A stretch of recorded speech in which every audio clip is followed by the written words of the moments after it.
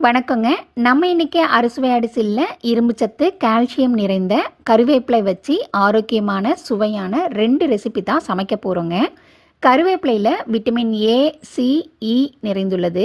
கருவேப்பிலையை பயன்படுத்துறதுனால கண் பார்வையை மேம்படுத்துறதும், செரிமானத்தை சரி செய்தல், சர்க்கரை நோய் கட்டுப்பாடு, உடல் எடை குறைக்கணும்னு நிறைய நன்மைகள் கொண்டது. இதில் ஆன்டி ஆக்சிடென்ட்ஸு நிறைய இருக்கிறதுனால நோய் எதிர்ப்பு சக்தியை அதிகரித்து கொழுப்பையும் குறைக்கிறதுங்க. ஃபோலிக் ஆசிட் இதில் இருப்பதனால இரத்த சோகையையும் கட்டுப்படுத்த கருவேப்பிலை உதவும். கருவேப்பிலையை உணவில் தினமும் எடுத்துக்கொள்வதால் உடல் ஆரோக்கியத்திற்கு மிகவும் நல்லதுனாலும் சாப்பிடாதவர்களுக்காகத்தான் நான் இந்த வீடியோவில் சொல்லியிருக்கிற மாதிரி சமைச்சு கொடுங்க. கண்டிப்பாக விரும்பி சாப்பிடுவாங்க. அடிக்கடி நீங்களும் செஞ்சு கொடுங்க. வீடியோவை ஸ்கிப் பண்ணாமல் பாருங்கள். சமைக்க போகிறதுக்கு முன்னாடி நம்ம சேனலை இதுவரை சப்ஸ்கிரைப் பண்ணாமல் இருந்தால் சப்ஸ்கிரைப் பண்ணிக்கோங்க. கூடவே இருக்கிற பெல் ஐக்கானையும் கிளிக் பண்ணி வச்சுக்கோங்க ஃபார் மோர் வீடியோஸ். வாங்க நம்ம சமைக்க போகலாம். முதல் ரெசிபி செய்கிறதுக்காக முதல்ல ஒரு கைப்பிடி அளவுக்கு கருவேப்பிலை எடுத்து நல்லா தண்ணியில் அலசி எடுத்து வச்சுக்கலாங்க. கூடவே ஒரு பெரிய நெல்லிக்காய் சைஸ் அளவுக்கான புளி சுடுதண்ணியில் ஊற வச்சுருக்கேங்க. இது ஊறினதுக்கு அப்புறம் நல்லா கரைச்சி எடுத்து வச்சுக்கலாம். இதுக்கு தேவையான அளவுக்கான வெங்காயம், பூண்டு, தக்காளி எல்லாமே நான் நறுக்கி வச்சிருக்கிறேன். கூடவே தேவையான மசாலாவும் எல்லாம் எடுத்து வச்சுக்கலாங்க. இது செய்யறதுக்கு நம்ம முதல்ல ஒரு வாணல்ல 1 டீஸ்பூன் அளவுக்கு எண்ணெய் எடுத்துக்கலாங்க. எண்ணெய் நல்லா சூடானதுக்கு அப்புறம் நம்ம நறுக்கி வச்சிருக்கிற ஒரு தக்காளியும், நம்ம அலசி எடுத்து வச்சிருக்கிற ஒரு கைப்பிடி அளவுக்கான கருவேப்பிலையும் போட்டு வதக்கிக்கலாம். இது ஒரு 5 நிமிஷம் மட்டும் நீங்க வதக்கி விட்டா போதுங்க. கருவேப்பிலை ரொம்ப வதங்கிடக்கூடாது. கருவேப்பிலையோட பச்சை நிறம் அப்படியே இருக்கணும். தக்காளி நல்லா வதங்கியிருக்கணுங்க. அந்த அளவுக்கு வதக்கி விட்டுக்கோங்க. இப்போ இது நல்லா வதங்கிடுச்சு. இப்போ இதை நம்ம வெளியில எடுத்து வச்சு ஆற வைக்கலாங்க. நல்லா ஆறுனதுக்கு அப்புறம் இதை ஒரு மிக்சி ஜாருக்கு மாத்தி எடுத்துக்கலாம். இப்போ இது நம்ம அரைச்செடுக்க போறோம். மிக்சி ஜாருக்கு மாத்தி எடுத்ததுக்கு அப்புறம் நம்ம ஊற வச்சு எடுத்து வச்சிருக்கிற புளி தண்ணியையும் இதோட சேர்த்து அரைச்செடுத்துக்கலாங்க. இது ஒரு 1/4 கப்புக்கான தண்ணி இருக்கும். நான் அதையும் சேர்த்து நல்லா மைய அரைச்சு எடுத்துட்டு வந்துடுறேன்.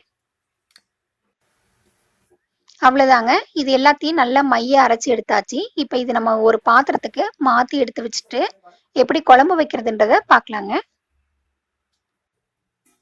ஒரு வாணல்ல 2 டேபிள் ஸ்பூன் அளவுக்கு எண்ணெய் எடுத்துக்கோங்க. இந்த குழம்புக்கு நமக்கு நிறைய எண்ணெய் தேவைப்படும். அதனால நான் கொஞ்சம் எண்ணெய் சேர்த்தி எடுத்துக்கிறேன். எண்ணெய் நல்லா சூடானதுக்கு அப்புறம் ஒரு 1/2 டீஸ்பூன் அளவுக்கு ஜீரகமும், 1/4 டீஸ்பூன் அளவுக்கு வெந்தயம், உங்ககிட்ட வடகம் இருந்தா 1/2 டீஸ்பூன் எடுத்துக்கோங்க. அப்படி இல்லைன்னா கடுகு ஒரு 1/2 டீஸ்பூன் எடுத்து நல்லா பொரியட்டுங்க. இது பொரிஞ்சதுக்கு அப்புறம் நான் ஒரு 6-7 பல்லு பூண்டு எடுத்து நறுக்கி வச்சிருக்கேன். நான் அதையும் சேர்த்துட்டு கூடவே சின்ன வெங்காயம் 10 தோல் உரிச்சு வச்சிருக்கேங்க. நான் அதையும் சேர்த்துக்கிறேன். இது எல்லாத்தையும் ஒரு தடவை வதக்கி விட்டுக்கலாங்க. இது பாதி வதங்கட்டும். இது வதங்கினதுக்கு அப்புறம் நான் ஒரு பெரிய வெங்காயம் 1/4 வெங்காயம் நறுக்கி வச்சிருக்கேன். நான் அதையும் சேர்த்து வதக்கி விட்டுக்கிறேன்.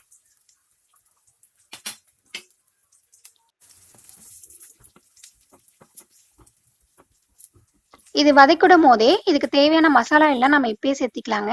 நான் 1/4 டீஸ்பூன் பெருங்காயத்தூள், காரத்துக்காக 1 டீஸ்பூன் மிளகாத்தூள் எடுத்திருக்கேன். 2 டீஸ்பூன் மல்லித்தூள் எடுத்திருக்கேங்க. உங்களுக்கு காரம் இன்னும் கொஞ்சம் அதிகமா வேணும்னா இன்னும் கொஞ்சம் மிளகாத்தூள் சேர்த்தி போட்டுக்கோங்க.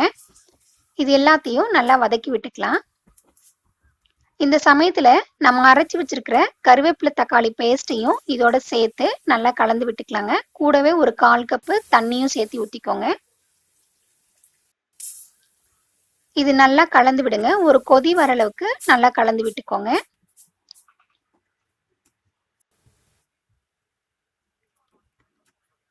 பாருங்க, ஒரு கொதி வரும். அந்த சமயத்துல சீரகத்தூளும் மஞ்சத்தூளும் சேர்த்திக்கலாங்க. இது ஒரு 1/4 டீஸ்பூன் சேர்த்திக்கோங்க.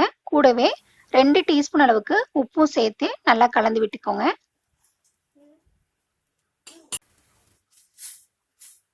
பாருங்க, நல்லா கலந்து விட்டாச்சு. இப்போ இதை மூடி போட்டு ஒரு 7ல இருந்து ஒரு 10 நிமிஷத்துக்கு இதை கொதிக்க விடலாம்.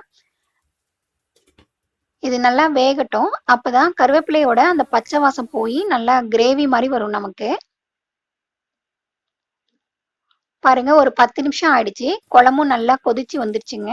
அதுக்கப்புறம் நல்லா கிளறி விடுங்க. கிளறி விட்டுட்டு ஒரு 2 நிமிஷத்துக்கு இதை அப்படியே கொதிக்க விடுங்க. அவ்வளோதாங்க, நல்லா கொதிச்சு வந்துருச்சு. இந்த சமயத்தில் நீங்கள் அடுப்பை ஆஃப் பண்ணிவிட்டு பரிமாறலாம். நீங்கள் சாப்பிடும்போது ஒரு 1/2 டீஸ்பூன் அளவுக்கு நல்லெண்ணெய் கூட ஊற்றி சாப்பிட்டிங்கன்னா அவ்வளோ அருமையாக இருக்குங்க.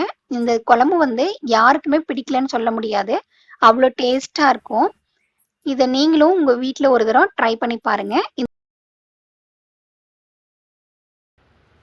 அடுத்து 2வது ரெசிபி செய்கிறதுக்காக கருவேப்பிலையை க்ளீன் பண்ணி எடுத்து வச்சுக்கிட்டு ஒரு வாணலில் 2 டேபிள் ஸ்பூன் அளவுக்கு நல்லெண்ணெய் எடுத்துக்கோங்க. 1 டீஸ்பூன் அளவுக்கு சீரகம் போட்டுக்கோங்க. கூடவே 1 டேபிள் ஸ்பூன் அளவுக்கு உளுத்தம்பருப்பு எடுத்துக்கோங்க. இது ரெண்டையும் நல்லா வதக்கி விடுங்க.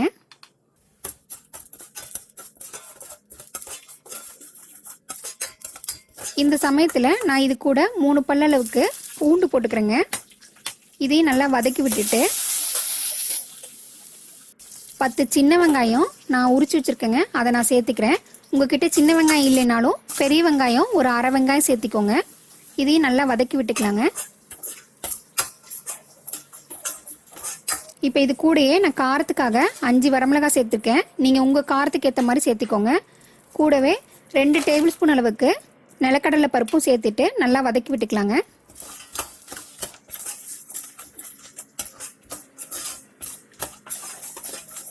இது வதக்கிட்டு இருக்க டைம்லேயே இது கூட நான் புளி ஒரு சின்ன சைஸ் அளவுக்கு புளி போட்டிருக்கேன். இதையும் சேர்த்து நல்லா வதக்கி விட்டுக்கலாம்.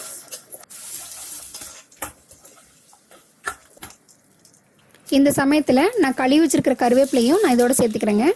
சேர்த்துட்டு நல்லா வதக்கி விட்டுக்கலாங்க. கருவேப்பிலை இதில் நல்லா முருக வதக்க தேவையில்லைங்க. இதனோட நிறம் இருக்கிற அளவுக்கு வதக்கி விடுங்க போதும். பாருங்கள், இந்த அளவுக்கு வதக்கியாச்சு. இந்த சமயத்தில் நான் திருவி வச்சுருக்கிற தேங்காய் ஒரு 1/4 கப் அளவுக்கு சேர்த்துக்கிறேங்க. இது ஒரு மூடி தேங்காய் வருங்க, அந்தளவுக்கு நான் திருக்கி வச்சுருக்கேன். அதையும் சேர்த்து நல்லா வதக்கி விட்டுக்கலாம். இந்த சமயத்தில் நம்ம அடுப்பை ஆஃப் பண்ணிடலாங்க. தேங்காய் போட்டதுக்கப்புறம் நம்ம அடுப்பை ஆஃப் பண்ணி விட்டுட்டு நல்லா கிளறி விட்டுக்கலாம். இப்போ தேவையான அளவுக்கு உப்பும் சேர்த்து நல்லா கிளறி விட்டுட்டு இது கொஞ்சம் நேரம் ஆற விடுங்க. நல்லா ஆறட்டும்.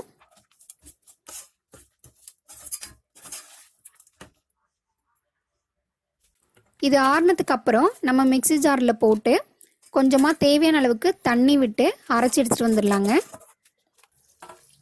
தண்ணி நிறைய விட்டுறாதீங்க, கொஞ்சமாக தண்ணி விட்டு அரைச்சி எடுத்துக்கலாம்.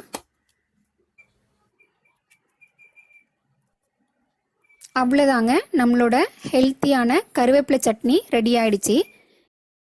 நீங்கள் தாளிக்க தேவையில்லை, அப்படியே சாப்பிடலாம். இது சூடான சாதத்தோடையும் இட்லி தோசையோடையும் வச்சு சாப்பிட்றதுக்கு ரொம்ப சூப்பராக இருக்குங்க.